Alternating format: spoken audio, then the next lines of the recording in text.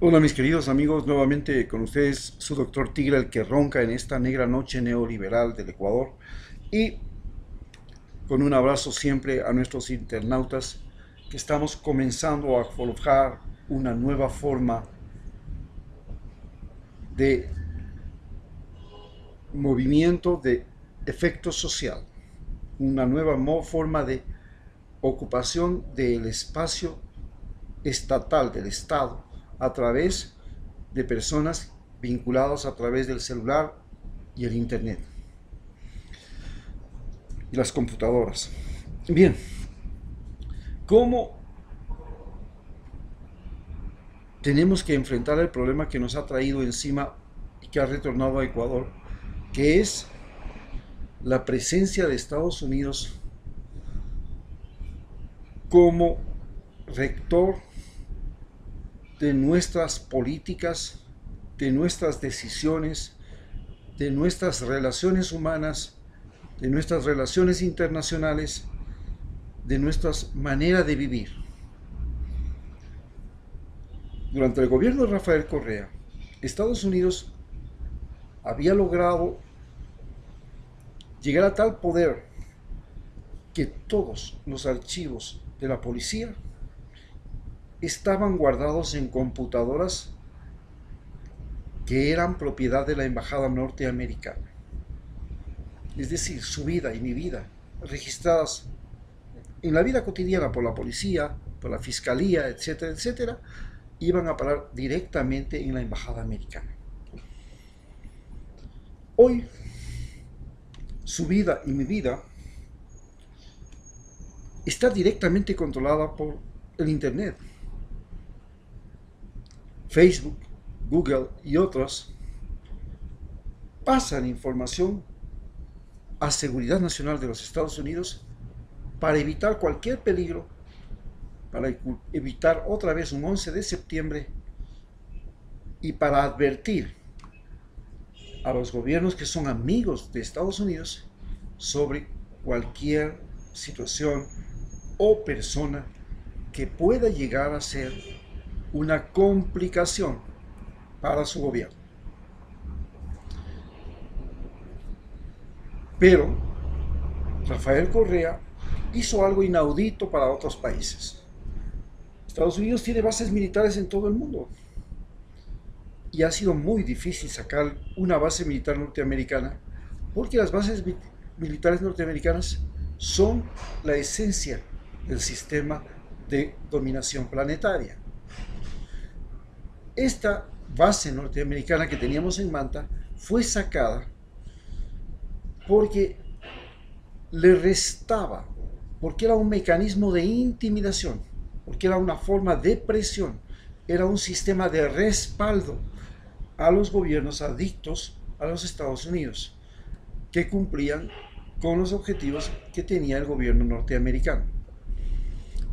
El gobierno norteamericano es el gobierno del país más inteligente del mundo y es el gobierno de la gente más inteligente del mundo. Estados Unidos es el país que ha logrado concentrar la inteligencia humana y se puede decir que es el cerebro en ebullición del planeta. Puede crearlo todo, pero además de que puede crearlo todo, tiene la capacidad que no tiene otros estados de hacer que todo lo que inventa, todo lo que crea, se pueda vender en cualquier parte del planeta, aunque sea agua con azúcar, que es el caso de Coca-Cola, o aunque sea modas, películas, cosas de la imaginación pura, cosas que no tienen contenido, que no son tangibles. La televisión puede venderse y ellos han creado un sistema increíble y único de que lo más malo que inventan o lo más bueno que inventan puede ser comprado por el resto del mundo y puede propagarse y puede ser vendido en todo el planeta Tierra. Es una genialidad, es un proceso único, pero al mismo tiempo Estados Unidos tiene un gran problema Este problema lo forma, como ustedes ya saben, nosotros siempre tenemos la trialéctica, ¿no? Tenemos la gente que tiene la inteligencia, la gente que tiene el poder y la gente común y corriente. La gente que tiene la inteligencia se encuentran básicamente creciendo, floreciendo y siendo capturadas a través de todo el planeta Tierra mediante las universidades. Las universidades son el centro de robar cerebros. Así lo trajeron a Einstein, así trajeron a todos los grandes científicos del mundo y a la gente con mayor capacidad intelectual del planeta. A ellos han reunido, les han dado educación y cuando han visto que es mejor quedarse con ellos que mandarlos de regreso a su país, se lo han quedado. Y es así como las universidades se convirtieron en el centro productor de talento humano, inteligencia, iniciativas, brillantez, pero además en sí, toda la sociedad norteamericana, en sí todo el contexto social en el que vive, es el que permite a cualquier individuo, con cualquier iniciativa, con cualquier idea, tener éxito. Si es un músico, si es un pintor, si es un ingeniero, si es un inventor, aunque no sepa nada, Bill Gates, ni se graduó en la universidad. Sin embargo, cambió la historia de toda la humanidad con Microsoft. Bien, entonces, ¿cómo es posible? ¿Cómo es posible que de la nada, del simple convivir entre seres humanos, exista la posibilidad de que el talento humano, el ingenio, la industria, las empresas, la gente, ¿cómo? Fue una verdadera proeza de la humanidad. Pero al mismo tiempo tiene otro aparato que es el aparato militar, el aparato del poder. Estados Unidos se convirtió en un imperio después de la Segunda Guerra Mundial. Antes de la Segunda Guerra Mundial era un aprendiz. Conquistó y ganó el territorio de México, quitó el territorio a los indígenas, quitó el territorio a España, intervino en América Latina y se apropió prácticamente de las ex colonias de España y las convirtió en proveedores de materias primas y consumidores de productos elaborados por los Estados Unidos. Y este fue los primeros pasos para consolidarse como un imperio.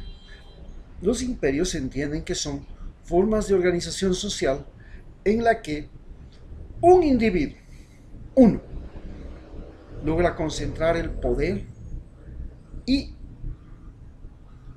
lo hace sobre una enorme superficie de tierra y fundamentalmente a base de la fuerza de las armas.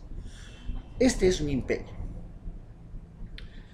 Entonces, la Segunda Guerra Mundial destruyó, lesionó y comenzó a desarmar a los imperios europeos. Entonces, las guerras napoleónicas desarmaron al imperio español. La Primera Guerra Mundial acabó con el imperio francés, acabó con el imperio portugués, que también ya estaba lesionado, pero quedaba todavía el imperio francés. También acabó con el imperio belga. Y lesionó mortalmente, sin lograrle matar, al imperio británico. Porque las dos guerras mundiales han tenido como consigna fundamental destruir al imperio británico, que históricamente ha sido el imperio más grande que ha habido en la Tierra. Y ahora continúa siendo un imperio, pero con otra modalidad. Tiene la Commonwealth, que es todas las ex colonias, y tiene el sistema que se llama de los 5 ojos, que comprenden Australia, Canadá, Estados Unidos, Inglaterra y Nueva Zelanda. Los 5 países anglosajones que son, hablar de uña y sucio, son primos, hermanos, parientes, han creado un nuevo modelo de dominación territorial, de dominación económica y política del mundo, porque solamente uniendo Estados Unidos y Canadá ya tenemos una superficie mayor que Rusia. Casi les pasa por 2 millones de kilómetros cuadrados. Si le suman a Australia, si le sumas Nueva Zelanda, si le sumas Inglaterra, no solamente que tienen un número enorme de habitantes que compiten con cualquier país, sino que además disponen de salidas al Atlántico, salidas al Pacífico, salidas en el Mar Norte, del norte en Europa. ¿Qué más? Entonces, realmente Estados Unidos es una potencia militar. Y quitarle una base militar a Estados Unidos como lo hizo Corea, eso era realmente como ir a quemar una iglesia, pues, en la época de la colonia. Ir a quemar una iglesia, decirle que quiten la iglesia de la catedral en Quito, eso, imagínense lo que hubiera sido para el Vaticano. La peor afrenta, pues, en la época de la colonia. Bien. Honduras no lo pudo hacer, Salvador no lo pudo hacer, Colombia tiene 7 bases militares, no, ni se va a atrever a tocarlas. En el mundo entero no se puede, pero Rafael Correa lo hizo. ¿Y por qué lo hizo? Lo hizo por una simple razón.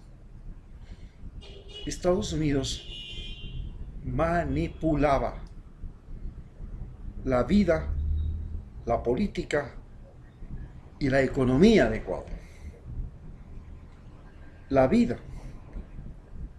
Sabían de nuestra biodiversidad más que nosotros y lo siguen sabiendo. Aquí el Museo de Ciencias Naturales era controlado directamente por el Museo de Ciencias Naturales de Chicago. Había una fundación que estaba a cargo de todo el Museo de Ciencias Naturales y recogía toda la historia de las plantas, toda la vida, toda la información de nuestras plantas. La Universidad de Harvard conoce absolutamente todo lo de nuestros indígenas. Sus estudiantes vinieron en Arajuno, empezaron su trabajo, llevaron toda esa información y ahora tienen la biblioteca de antropología ecuatoriana más grande del mundo en Nueva York. Es decir, nos conocían, nos dominaban, sabían quiénes somos. Cuanto más conocían, mejor.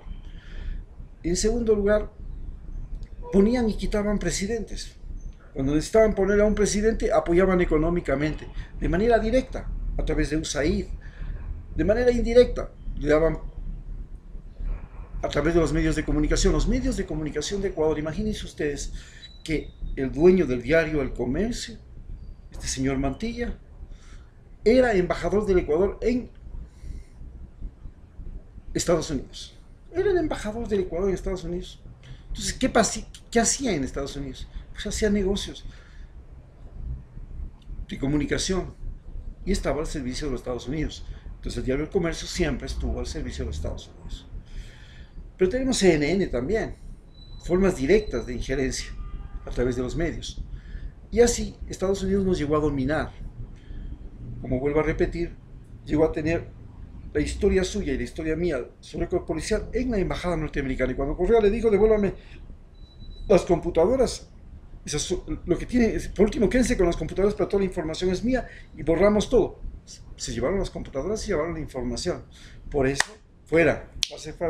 Además de que los colombianos invadieron Ecuador con su ejército y se tomaron para matarle a un miembro de las FARC, a Reyes, allá en Angostura, en el año 2008, y esto fue hecho con la ayuda de la información dada por la base militar de Manta, la logística de la base de Manta. Pero hay una cosa muy interesante además que sucede. El objetivo fundamental con el que se justifica que Estados Unidos regrese a Ecuador después de que se le saca la base de Manta es el problema del huacho, es el problema del tráfico de drogas. Pero el problema del tráfico de drogas es una cosa absolutamente digna de observarse y de mirarse. Estados Unidos fue el primer exportador de drogas del mundo, en cantidad de Bueno, en realidad, el primer exportador de drogas del mundo fue Europa, ¿no? Nos exportó a nosotros el alcohol y nos convirtió en alcohólicos. Y el alcohol es una droga.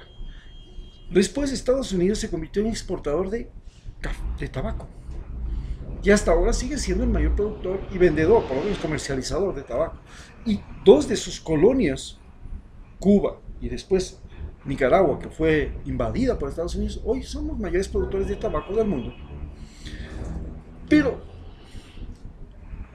otras drogas como la heroína y la cocaína fueron un negocio específico de países como Inglaterra. Inglaterra logra dominarle a China desde el año de 1830, obligándole al rey de China a comprar opio. Y le obliga a comprar al reino de China opio durante 200 años. Y se convierte en uno de los más grandes negocios de la corona británica. Les valió un diablo que con eso se deteriorara la población. No eran norteamericanos, no eran ingleses, hasta que el opio invadió Europa. Y a fines del siglo XIX, toda Europa era fumaderos de opio. Y ahí nació todo ese liberalismo ideológico y comenzó a descomponerse la sociedad europea y dio paso a una descomposición aún mayor que generó la Primera y la Segunda Guerra Mundial. Pero en la Segunda Guerra Mundial, Estados Unidos también utilizó la droga y abrió el camino a las drogas. La anfetamina y la cocaína. Las anfetaminas la empezaron los nazis. Ellos inventaron la anfetamina, pero los norteamericanos inventaron los barbitúricos para dormir, que son drogas. Y entonces los soldados norteamericanos, cuando iban a los combates, tomaban también anfetaminas como los soldados alemanes, pues si no, no resistían. Y para dormir tomaban barbitúricos. Además, fumaban. Andaban siempre con una cajetilla de tabaco. Los norteamericanos llevaban en un bolsillo chocolates y en otro bolsillo tabacos. Para ese tiempo no era droga, y tampoco lo era droga hasta 1968. ¿Y por qué en 1968 y en 1970, cuando se da el movimiento hippie y se da el regreso a partir de la década de los 70 de los soldados de la guerra de Vietnam, la droga se convierte en el gran problema norteamericano? Porque los norteamericanos utilizaban drogas, la cocaína, que es un invento de ellos. La coca sí es un producto latinoamericano, pero la coca como droga no era usada, era utilizada como medicamento y como culto religioso. Cuando aparece Coca-Cola, aparece una bebida especial que utiliza coca, que es energético, lo llaman la chispa de la vida. Y luego comienzan a estudiar y descubren que la cocaína tenía propiedades analgésicas, y de ahí nace la lidocaína, la silocaína, la procaína, que son anestésicos que vienen de la coca, de la cocaína. Pero se descubre que tiene también poderes alucinógenos. Entonces utilizaban la cocaína para que los soldados de Vietnam no sintieran remordimiento cuando iban a matar. Y utilizaban barbitúricos para que cuando regresaran le daban marihuana, que es un tranquilizante, para que se sientan tranquilos, no sientan remordimiento de conciencia y puedan ir a dormir. Porque la cocaína es estimulante y la marihuana es tranquilizante. Los vietnamitas los cogieron y les drogaron cuando los tuvieron prisioneros y devolvieron a Estados Unidos drogadictos. Y de esa manera se abrió el consumo masivo de drogas en Estados Unidos. Pero el ejército norteamericano encontró que esa era una herramienta política y de conquista. Entonces, Nixon hace un canje. En ese momento, el vicepresidente de Nixon, George Bush padre, es el director general de la CIA, fue director general de la CIA, y él organiza el comercio desde Centroamérica hasta California de cocaína. Si no, vean ustedes una serie que se llama Narcoamérica de National Geographic, y a cambio de conseguir dinero para sostener a los contras, y de igual manera hace una venta ilegal de armas a Irán, y con ese dinero sostiene a los contras para que traten de derrumbar al gobierno comunista sandinista. Y se abre un corredor de productores, de traficantes de droga hacia los Estados Unidos, que es muy bien aprovechado por la mafia colombiana. Y la mafia colombiana es la que le provee de droga a George Bush. Pablo Escobar le provee de droga a George Bush. Y luego, cuando George Bush ya no quiere, cuando se decreta que la droga es ilegal, entonces se mete ilegalmente por Miami, crea su poder en Miami, mientras que los carteles de México logran meterse por California, por Texas, y crean hoy el gran poder del narcotráfico latinoamericano, que es la gran discusión en este momento. La excusa de que vamos a tener narcotraficantes, que tenemos al Guacho, y que este Guacho es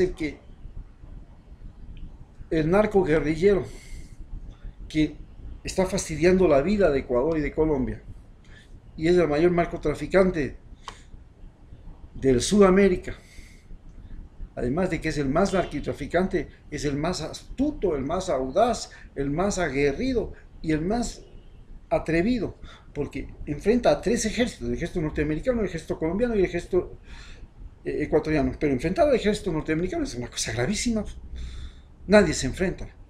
Enfrentar al ejército colombiano es el ejército más entrenado en guerra subversiva de todo el mundo. Y en enfrentar al ejército ecuatoriano, bueno, el ejército ecuatoriano tampoco es un pelo de cochino, pero no es una gran cosa. Sin embargo, un hombre se atreve a enfrentarse a los tres y se convierte en el hombre malo. Mientras que nuestro presidente, al hacerle perder soberanía al Ecuador, se convierte en el mal hombre. Diferencia entre un hombre malo y un hombre mal hombre. El hombre malo es el que hace maldad, y el mal hombre es el que miente, engaña, disimula sus actos y entrega un país entero para que sea manejado. Y es que Estados Unidos tiene dos cosas importantes: la lucha contra el narcotráfico, y la cosa más importante, sostenerle a Lenín Moreno hasta el fin de su mandato, y eso lo va a cumplir al pie de la letra. Muchas gracias.